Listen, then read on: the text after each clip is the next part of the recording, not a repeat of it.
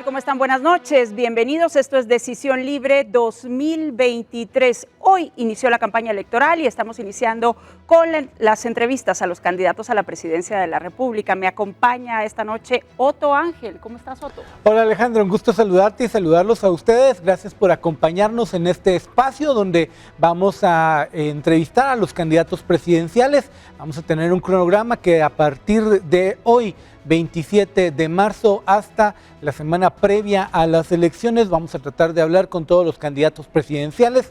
Son cerca de 23, además de candidatos a alcaldes de Ciudad de Guatemala y candidatos a diputados por lista nacional. Aquí en Decisión Libre, con el hashtag Decisión Libre, nos puede acompañar con sus comentarios. Así es, Otto, y esta noche nos acompaña Carlos Pineda. Él es candidato a la presidencia de la República por el partido Prosperidad Ciudadana. Señor Pineda, buenas noches, bienvenido a Decisión Alejandra, Libre. Buenas noches, Otto, un fuerte saludo a toda su audiencia, muchas gracias por invitarme.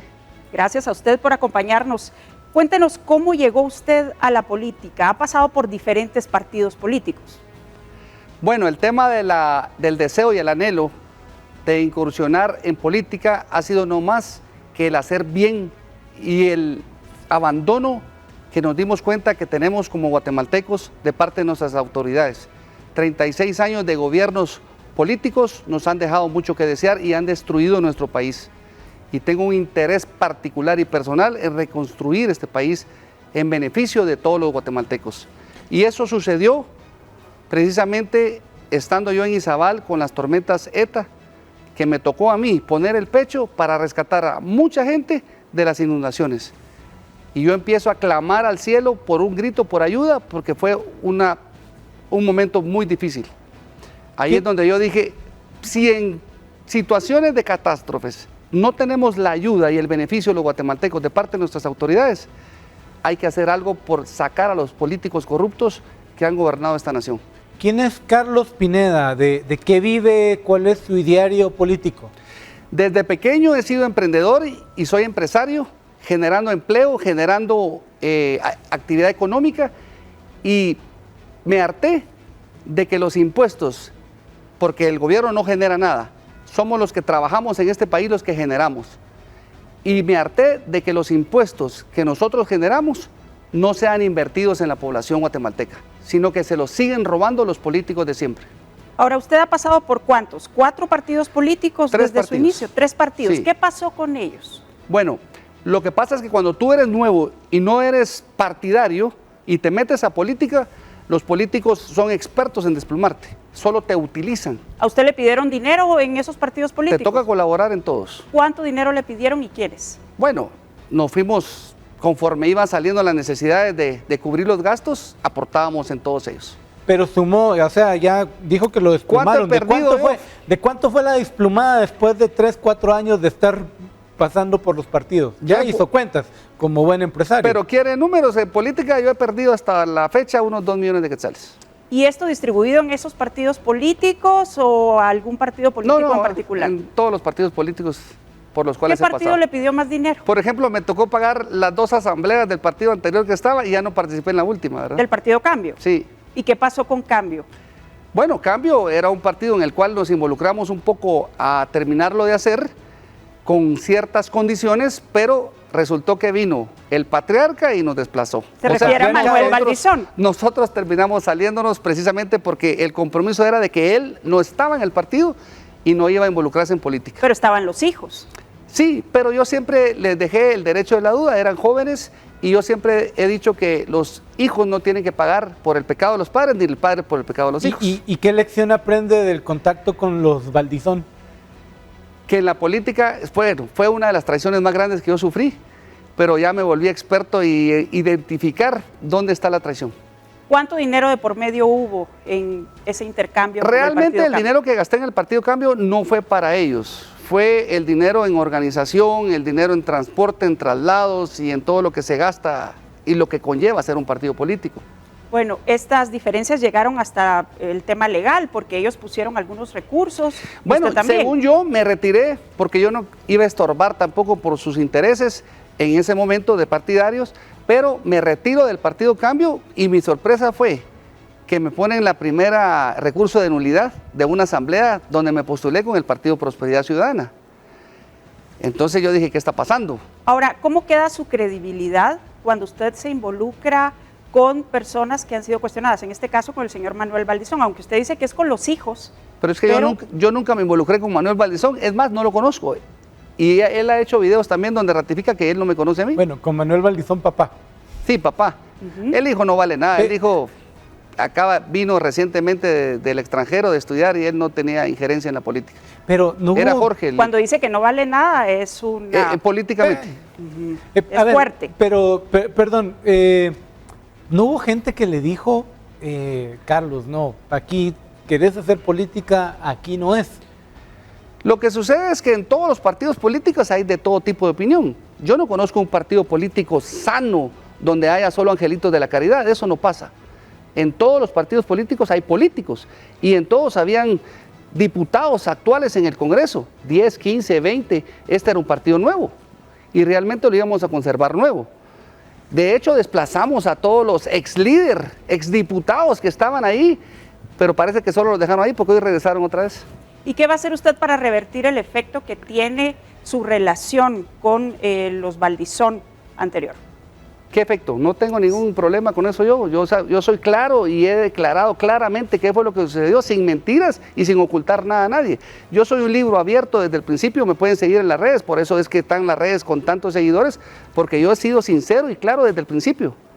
Yo no ando ocultando nada. Don Carlos, hablemos de la campaña, arrancó hoy. Vimos ya varios partidos haciendo actos grandes en los que seguramente hubo inversión de recursos, pero entiendo que su campaña no tuvo un acto per se este lunes. ¿Por qué?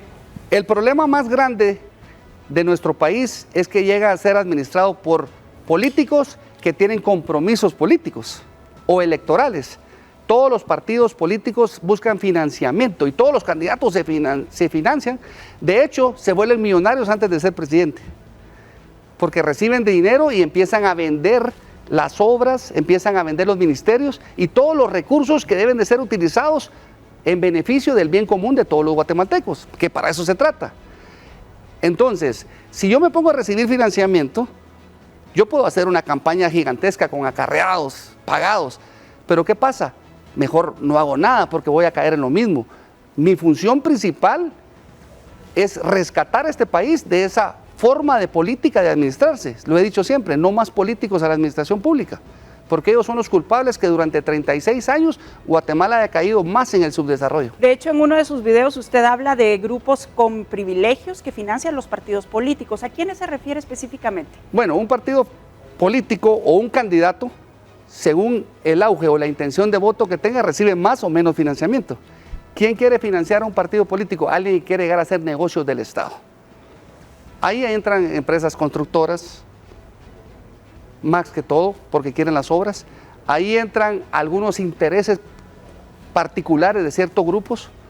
Ahora, esa es una lectura que muchos guatemaltecos hacen, que comparten ahora con usted, pero ¿cómo creerle a usted el electorado? Porque en efecto sí pueden haber todos estos sectores y esta lectura Lo que que usted hace. ¿Qué lo diferencia o Lo que cómo me la separa a mí persona puede de los pensar? políticos es que yo jamás me he comido un centavo del Estado. No vivo de la política y nunca viviré de la política. Mi función es que cada centavo que ingrese al Estado sea invertido en los guatemaltecos. De hecho, en uno de los videos usted dijo que iba a dejar de recibir su salario de ganar la presidencia de la República. No lo necesito. Gracias a Dios tengo de qué vivir y no necesito ni el salario. Parece que investigué legalmente, no puedo ¿Es uno dejar de de sus cobrarlo. compromisos? Sí, es un compromiso. Porque el día que yo me meta a política para vivir de ella, entonces voy a caer en lo mismo de hacer negocios en el gobierno. Y Bueno, esa no es la función de un presidente. Usted explicaba ahorita, no, legalmente no puede dejar de cobrar, pero Pero sí lo podemos donar. bueno, Jimmy Morales prometió lo mismo. Y Sí, pero después Jimmy Morales no tenía nada. Se fue Jimmy- ahogando y ya después no nada. Pero Jimmy Morales no podía comprobar una capacidad económica para no cobrar un sueldo. Bueno, su programa de tele Dicen que No sé. le daba dinero. Bueno, no sé. Usted también No en puedo sus hablar de dinero, videos, no sabía que se dedicaba. en sus videos usted habla de los corruptos de siempre. Para usted, ¿quiénes han sido los más corruptos? Miren, si uno analiza la contabilidad del Estado, por ejemplo, te puedes dar cuenta de la malversación y la mala ejecución del presupuesto en funcionamiento del Estado.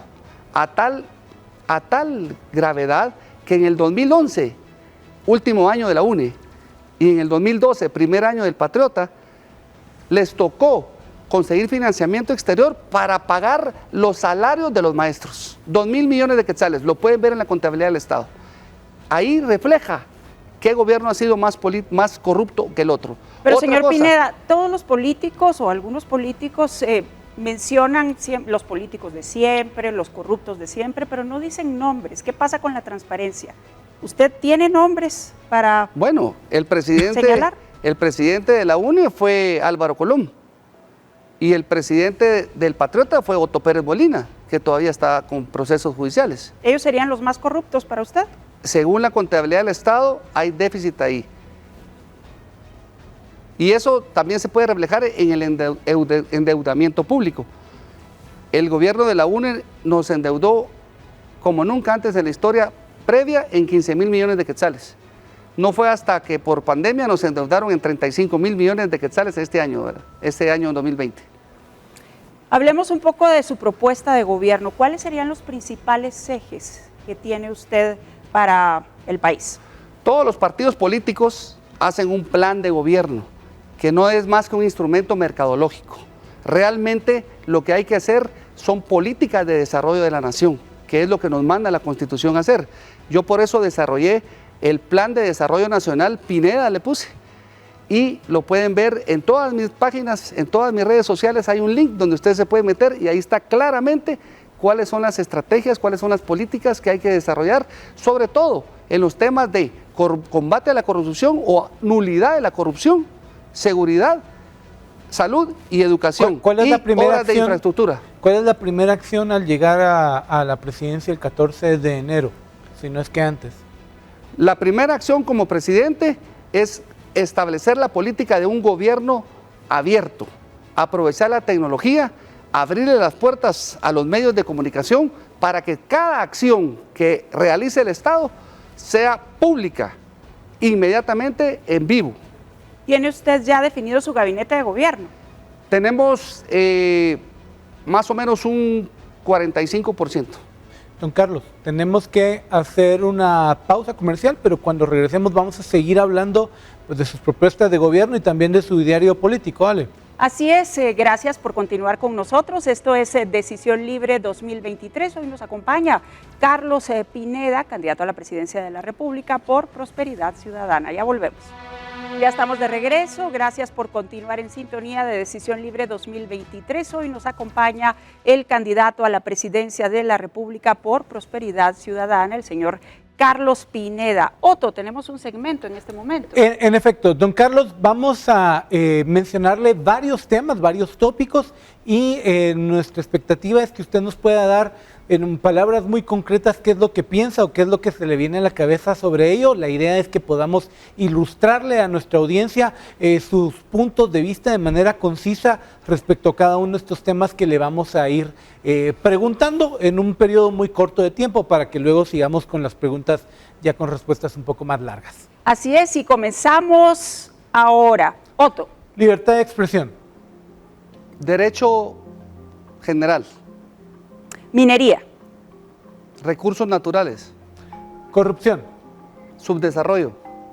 Pena de muerte. Constitucional y para evaluar. Populismo.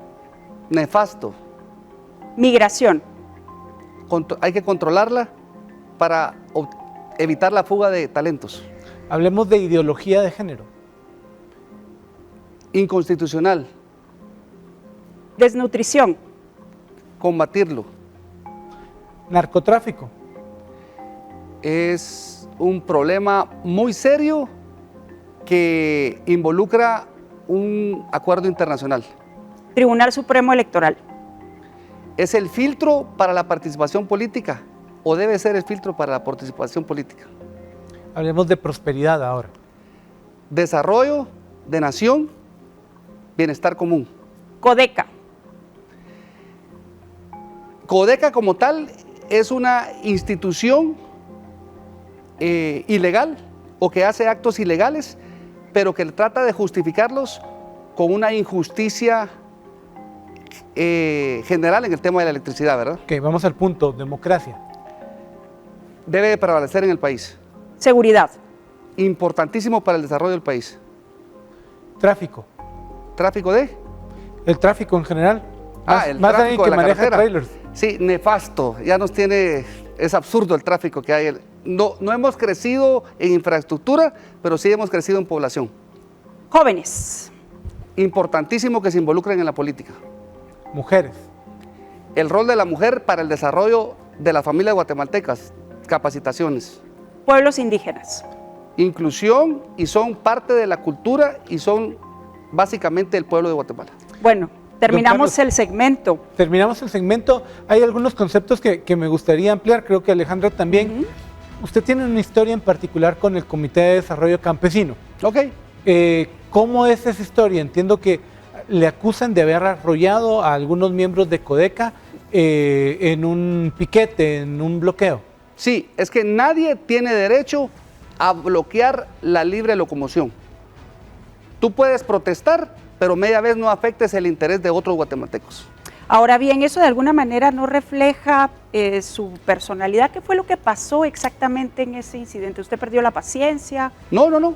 Llevábamos 2 días de bloqueos, era insoportable, no podíamos salir ni caminar para ningún lado. Yo tenía una emergencia, precisamente en Morales tenía yo el helicóptero, yo estaba en Barrios y tenía que mover el helicóptero para recoger una finca a mi tía y traerla a Guatemala por una emergencia médica. ¿Y eso era motivo para Yo llegué ahí con ellos, que me sucediera conocieron, lo que sucedió? porque son locales de ahí, me dieron permiso de pasar, porque gentilmente les pedí permiso para pasar al grupo que estaba acá.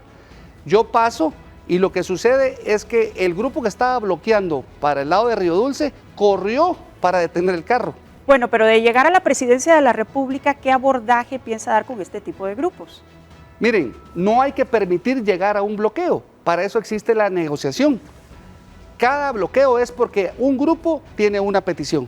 Si la petición es legal y justa, hay que atender a toda la población ¿Y hasta guatemalteca. dónde es aceptable negociar? Y lo menciono no solo por Codeca, que tiene una agenda muy particular de nacionalización de energía eléctrica, sino también por el sindicato de maestros, por ejemplo, que constantemente piden aumentos salariales. Desde el 2008 ha habido un desbalance en la inversión y el gasto en educación. El rubro de salarios, el renglón 0, ha crecido exponencialmente, pero el rubro de ayuda a la educación no ha crecido, ha permanecido, lo cual ha frustrado la buena educación y no ha habido inversión, por ejemplo, en mantenimiento de escuelas, en material didáctico, etcétera. Pero ¿hasta qué punto es negociable, don Carlos? Que era el sentido de mi pregunta. ¿Hasta dónde se puede llegar a negociar con los sindicalistas de educación o con Codeca o con quien bloquea? ¿Hasta dónde se acepta? ¿Cuál es su mínimo? Hasta donde la ley lo permita. Miren, ¿cuál es el punto de Codeca? Si solo fuera el tema de la energía eléctrica porque a ellos les afecta, estoy de acuerdo, pero ahí hay más tela que cortar. Ellos politizaron eso. ¿Y qué solución va a proponer usted entonces como presidente Con la de la energía eléctrica, República? sencillo. En general. La energía eléctrica tiene 3 actividades. La generación, que es libre en Guatemala. El transporte, que lo tiene monopolizado entre el INDE y Energuate. Y la distribución, que la tiene monopolizada Empresa Eléctrica en este sector y el 70% Energuate en toda la República. Por experiencia se lo digo, porque yo sí he construido líneas eléctricas para abastecer mis plantas y mi industria. Y me toca construirla y dárselas a Energuate para que me presten ese servicio. Totalmente injusto. Fue una mala negociación haber vendido la energía eléctrica de esa manera. Sí estoy de acuerdo en que logremos administrar el transporte por medio del INDE. ¿Por qué? O sea, ¿cuál es el punto? ¿Hay que nacionalizar de nuevo una parte de la operación? O intervenir, depende del contrato, porque se supone que los contratos de Energuate son de reconstruir la línea eléctrica y no lo ha hecho. Y si incumple en ese contrato, se le puede vedar ese contrato de transporte de energía eléctrica y quitarle el monopolio de la distribución, que cualquier empresa pueda Las municipalidades pueden ser distribuidoras de energía eléctrica. ¿Tiene una acción específica en ese tema de llegar a la presidencia? ¿Qué es lo primero que haría? Así es, con el fin de reducir el costo de la energía eléctrica para incentivar a la industria y atraer inversión, es necesario tomar cartas en el asunto, y eso es a través de la nacionalización, de alguna manera legal, del transporte de la energía eléctrica y la liberación de la distribución. O sea, perdón. Para que haya más oferta de energía. No está tan lejos de los enunciados de Codeca. Ellos lo están haciendo ilegalmente, esa es la diferencia. Uno no puede hacerlo a la fuerza, porque sí, hay un marco de derecho que se establece en la ley y hay que buscar la legalidad para poder hacerlo. Ahora, la inversión que el país tendría que hacer para una intervención, una nacionalización es altísima, y usted mismo lo ha dicho, el erario público tampoco está como para sostener aventuras como esas. No, todos los programas tienen que ser autosostenibles. El presupuesto está limitado y se va mucho en funcionamiento. El 92% se va en el renglón cero, que es en 4 ministerios: Gobernación, Educación, Salud y Defensa. Pero policía, jubilación. en esos casos, policía, maestros y soldados, bueno, tal vez podremos discutir soldados, pero policías y maestros son necesarios para el poco funcionamiento del aparato estatal guatemalteco. Por eso es que hay que priorizar el presupuesto de la nación. Primero hay que salir de las necesidades básicas, que es seguridad, salud, educación y carreteras. Después de eso, entonces veremos qué nos queda, pero hay que hacer un plan, un global de estrategia de presupuesto. Pero hoy aquí no se hace. Hoy nos queda poco, don Carlos.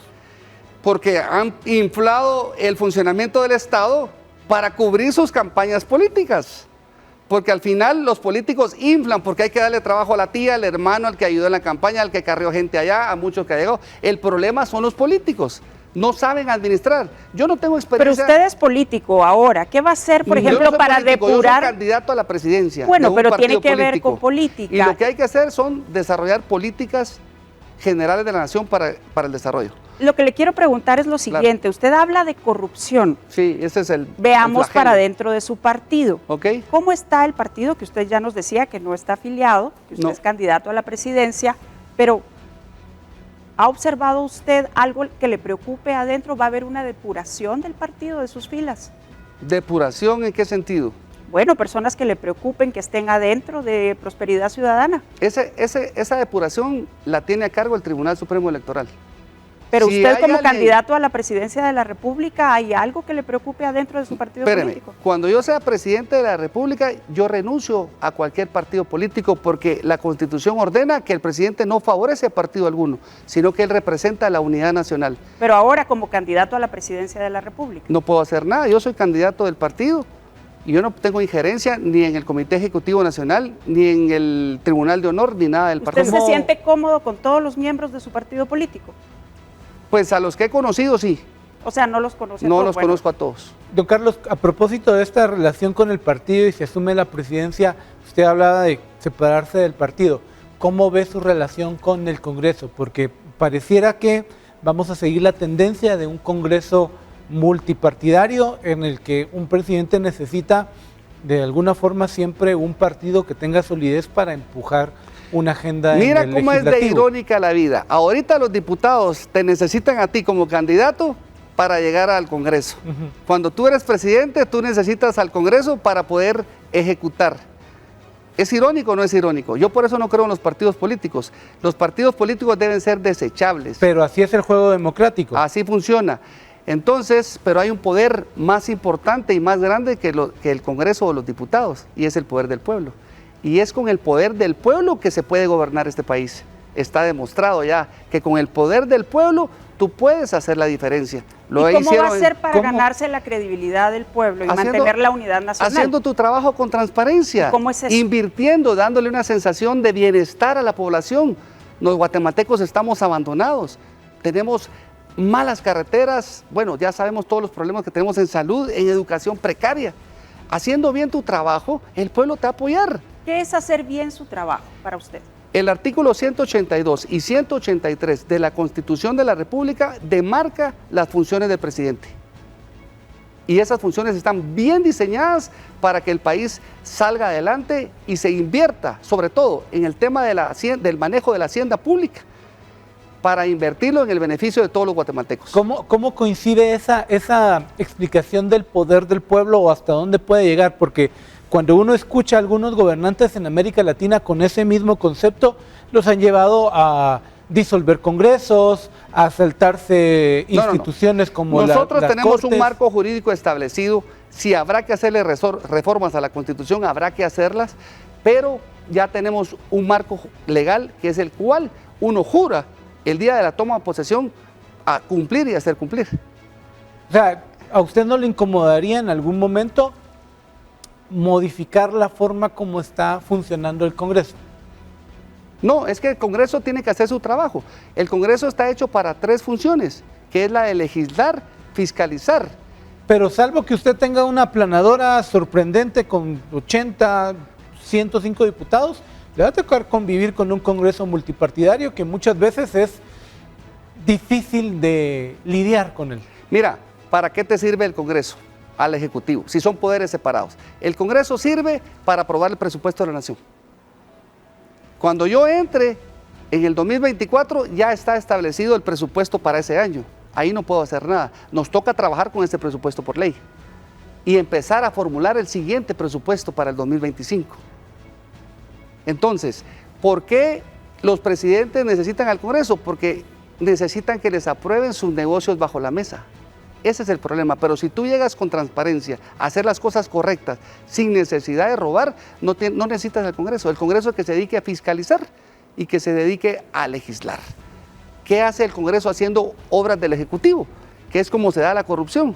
Para que me aprueben cierto presupuesto, para que me aprueben cierto préstamo, yo necesito darle algo a los diputados, un incentivo a los diputados. Yo no. El presidente necesita darle un incentivo a los diputados y por eso le asigna obras.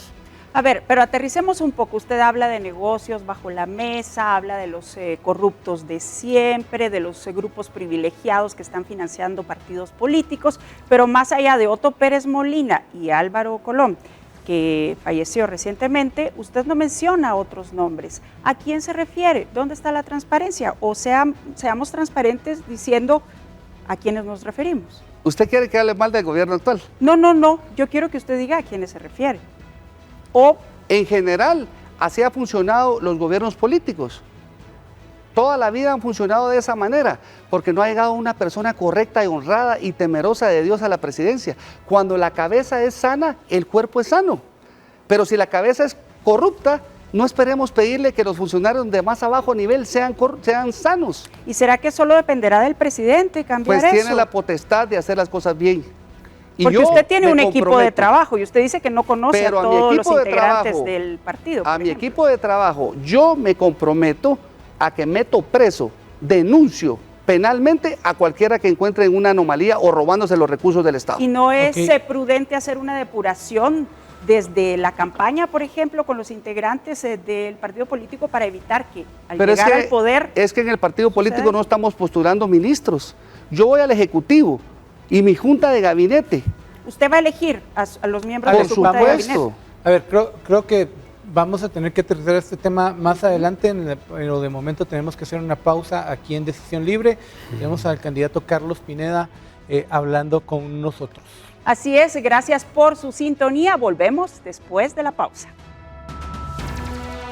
Bien, estamos de regreso. Gracias por su sintonía. Esto es Decisión Libre 2023. Esta noche nos acompaña el candidato a la presidencia de la República por Prosperidad Ciudadana, el señor Carlos Pineda. Otto Ángel. Gracias por acompañarnos, tanto al candidato Pineda como a ustedes que nos están viendo desde casa. Esperamos sus comentarios con el hashtag Decisión Libre.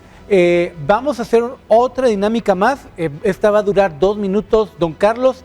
En esta, a diferencia de la anterior, le vamos a plantear 2 opciones y nos gustaría que nos dijera cuál cree que es la mejor, la más viable y que nos dé una explicación muy breve. Va a aparecer un contador ahí en la pantalla para que podamos medir el tiempo en el que vamos a contestar estas preguntas. Así que comenzamos ahora. Vamos con la primera pregunta, Otto.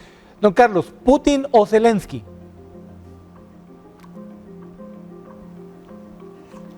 Bueno, miren, hay que evaluar las 2 posiciones. Si te van a poner bombas atómicas a la par de tu frontera, no sé qué harías tú. ¿Cuál de los 2? En este caso, Zelensky. ¿China o Taiwán? Taiwán. Don Carlos, ¿republicanos o demócratas? Es que los extremos no me gustan, pero republicanos. ¿Bukele o Daniel Ortega? Bukele, por 1.000.000 de veces más. ¿Iván Velázquez o Consuelo Porras? Uy, si son las mismas, a ver. Me abstengo de responder. ¿Izquierda, derecha o centro? La izquierda y la derecha extrema se dan la mano en la espalda de todos.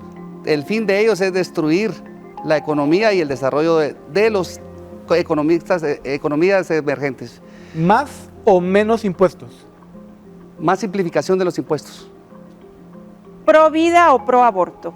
Pro vida. ¿Militares en las calles o en los cuarteles nada más? ¿Para qué los querés en los cuarteles? ¿Legalizar drogas o aumentar penas? Dar certeza del castigo. Ya hay penas suficientes. La cosa es que le apuestan al 95% de la impunidad. Bien, Ok. pues terminamos este segmento. Yo me voy a detener, se abstuvo de elegir Iván Velázquez o Consuelo Porras. ¿Qué opinión le merece lo que pasó con la CICIG?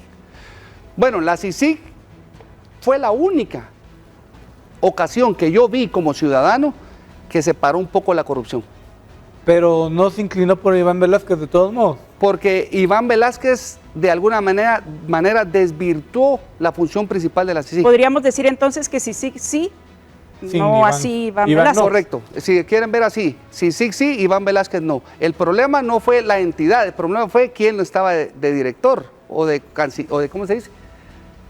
Comisionado. Al asumir la Comisionado. Mira, presidencia. tuvimos a Dalanese, tuvimos a Castresana, tuvimos a Iván Velázquez y hay un tercero. ¿Usted gestionaría una comisión similar de ser presidente? Sí, pero la pondría como asesoría en la Contraloría de Cuentas para combatir la corrupción. Don Carlos, al asumir la presidencia, ¿qué pasa con la doctora María Consuelo Porras? Pues ella es una entidad autónoma, el Ministerio Público, tendrá sus funciones, tendrá que cumplirlos y tendrá su caducidad de tiempo. ¿Se siente ¿no? cómodo con ella al Yo mando puedo del Ministerio trabajar con Público? cualquiera que quiera hacer las cosas correctas. ¿Qué opinión le merece lo que ha hecho la FESI en los últimos días en materia electoral? La FESI en materia electoral. La serie de recursos que ha presentado. Bueno, la verdad es que en materias electorales el máximo ente, por eso se llama Tribunal Supremo Electoral. Lo que hay que hacer es tener un Supremo Electoral correcto y que cumpla las leyes. Don Carlos, cuando le preguntamos si Bukele o Ortega, creo que fue de las respuestas en las que fue más categórico. Bukele, ¿le parece que el modelo del presidente salvadoreño es la vía que hay que imitar, seguir en Guatemala? Son dos países distintos. En El Salvador tienen elección de diputados intercalada con el de presidente. Aquí elegimos al unísono todos los poderes. Esa es una ventaja que ellos tienen. Tienen 5 años de periodo electoral, de 5 años de poder. ¿Qué pasa? Bukele, ¿cuál fue el éxito de Bukele real? Que logró erradicar a la vieja política del Estado. Ese fue el éxito real de Bukele. Sacó ¿Usted a la replicaría corrupción. algunas políticas que se están viendo en El Salvador aquí en Guatemala? Todo lo que funcione y sea digno de imitación, hay que imitarlo. A ver, hay ya en El Salvador un reconocimiento que a la vez es crítica, que reconoce que, bueno, la política antipandillas a puro golpe de estado de excepción y encarcelar a toda la gente ha funcionado y ha pacificado algunos lugares, pero el costo ha sido restringir libertades de muchos ciudadanos. ¿El país debería pagar ese costo replicando algo que pareciera exitoso? ¿Qué clase de ciudadanos se le restringió la libertad? Porque hoy los ciudadanos tienen más libertad en El Salvador. Bueno, los periodistas, algunos empresarios, algunas otras personas que simplemente por estar tatuadas se les acusa de ser mareros. O sea, hay denuncias dentro de El Salvador y fuera de El Salvador que sí han violentado esos derechos. Mira, el caso de los mareros, por el simple hecho de tener una insignia o un tatuaje, quiere decir que ellos ya cometieron un delito. Porque en su código se van poniendo una marca con cada persona que asesinan, por ejemplo. Entonces ellos ya cometieron un delito, son delincuentes. y el delincuente tiene que estar en un reformatorio. O sea, No tiene que estar en las calles. un tatuaje es sinónimo de unirse a una pandilla. No todos los tatuajes. Hay tatuajes ¿Quién discierne ese tipo de cosas? ¿Perdón? ¿Quién discierne ese tipo de cosas? ¿El presidente, la policía, el ministro de Gobernación? Yo no sé cómo un lo hacen juez? allá, pero me imagino ¿Pero que los cómo lo haría capturan usted? para erradicar a los mareros. ¿Sí? Hay que meter presos a todos los que hayan cometido un hecho, no simplemente sean o no sean mareros. En Guatemala el problema es que tenemos que tomar las cárceles, porque el 90% de los crímenes son maquinados en la cárcel. Imagínate un preso sin qué hacer, solo con su cabeza pensando, con comunicación con el exterior. Ellos son los que piensan y fraguan los crímenes en Guatemala. Si tomamos las cárceles, y ya se ha demostrado otras veces, inmediatamente baja el índice de delincuencia en el país. Volviendo al tema de la FESI, ¿qué piensa sobre los casos contra periodistas que se han emprendido en los últimos meses y cómo su gobierno va a respetar la libertad de expresión? Miren, la política ha sido una lucha de poderes. Cuando estaba empoderada la CICIG, empezaron a correr todos los corruptos, llámesele de derecha si quiere. Ahora que dieron vueltas, están corridos todos los que estaban luchando contra esa corrupción. Entonces, ¿qué pasa? La FESI trabajó para un bando y trabajó para el otro. No son imparciales, no están cumpliendo con sus funciones. Pero ¿cómo va a respetar usted la libertad de expresión en su gobierno? Pero es que eso ya es un mandato constitucional, no tengo por qué no ir a respetarlo. Si mi función es cumplir y hacer cumplir las leyes de Guatemala. O sea, ese es un compromiso también. Por supuesto, la libertad de expresión está expresada en los primeros artículos de la Constitución. Y si vamos a cubrir y a cumplir con ese marco legal y jurídico, la libertad de expresión, como el derecho a la vida, son importantes para que los guatemaltecos nos sintamos libres. Don Carlos, a propósito de compromisos, y en esto le voy a pedir auxilio a Alejandra, le enviamos hace unos días y le contamos de una dinámica que queremos hacer con todos los candidatos presidenciales. Le presentamos una hoja en la que le pedimos que usted pudiese escribir sus compromisos, no con Guatevisión y con Prensa Libre, sino con el pueblo de Guatemala, y que luego la idea es que frente a nosotros la firme para que el día que usted gane la presidencia, ya sea el 26 de junio o el 21 de agosto, podamos publicar esa carta a modo de compromiso.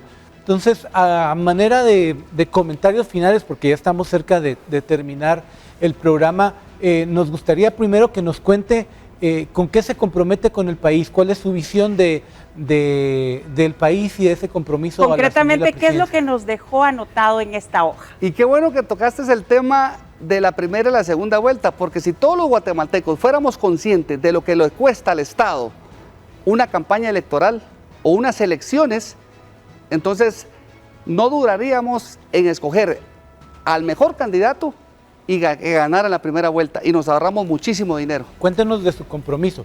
Ok, yo, Carlos Pineda, me comprometo perdone que ya tengo 50 años, entonces tengo que usar lentes. Cumplir con las funciones que establece la Constitución Política de la República de Guatemala, principalmente lo establecido en los artículos 182 y 183, especialmente para administrar la hacienda pública con el fin de buscar el bien común, velando por los intereses de toda la población de la República sin favorecer a partido político alguno y desarrollar en Consejo de Ministros las políticas de desarrollo de la nación, muy concretamente lo establecido en el artículo 119, para promover el desarrollo económico de la nación, elevar el nivel de vida de todos los habitantes y promover en forma sistemática la descentralización económica administrativa. Esa es la función de un presidente. Podríamos decir entonces que sus principales compromisos o su principal compromiso se centra en desarrollo económico. Desarrollo económico y desarrollo de la nación, y eso conlleva a cubrir con todas las funciones de los servicios públicos como seguridad, salud, educación y carreteras. Sin carreteras no se puede producir, sin seguridad no se puede producir y sin educación y capacitación no se puede generar. La pregunta del millón, ¿cómo piensa hacer eso? Brevemente, señor Pineda. Desarrollando una estrategia global del presupuesto de la nación o de gasto de la nación en beneficio de todas estas metas. Don Carlos. La Constitución es clarísima con eso. No más endeudamiento, porque yo me endeudo en mi casa y termino quebrado. Si yo gasto más de lo que me ingresa, yo termino quebrando al país. Actualmente son 16.000 millones de quetzales solo para el pago de deuda pública.